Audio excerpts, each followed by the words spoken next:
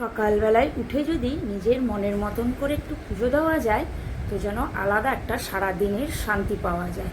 তো এখানে আমি 3টে রং নিয়ে নিয়েছি, লাল, কালো, সাদা। তো আজ আমি আমার গোপাল সোনাকে নিজের হাতে রং তুলিতে সাজিয়ে নেব।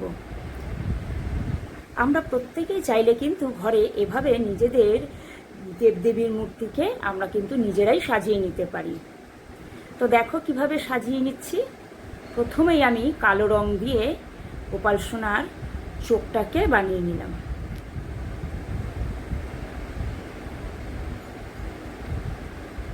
তোমরা চাইলে এখানে মার্কার পেনও ব্যবহার করতে পারো। এইবার আইব্রোটা করে নেব।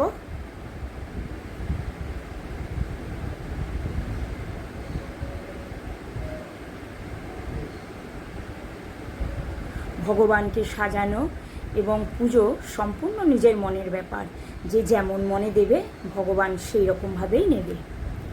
তো এবার আমি সাদা রং দিয়ে তিলকটা এঁকে নিলাম।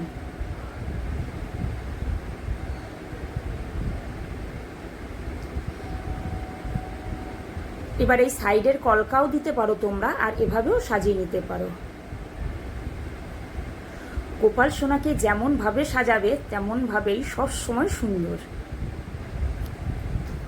তো হয়ে গেল। আমি এবার লাল রং দিয়ে মুখটাকে এঁকে নেব।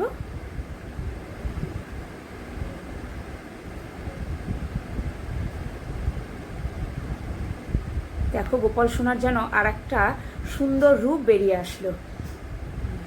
তো সাজানো হয়ে গেছে। ভিডিওটা ভালো লাগলে আমার গোপাল সোনার জন্য একটা লাইক প্লিজ তোমরা দিয়ে দিও। ধন্যবাদ।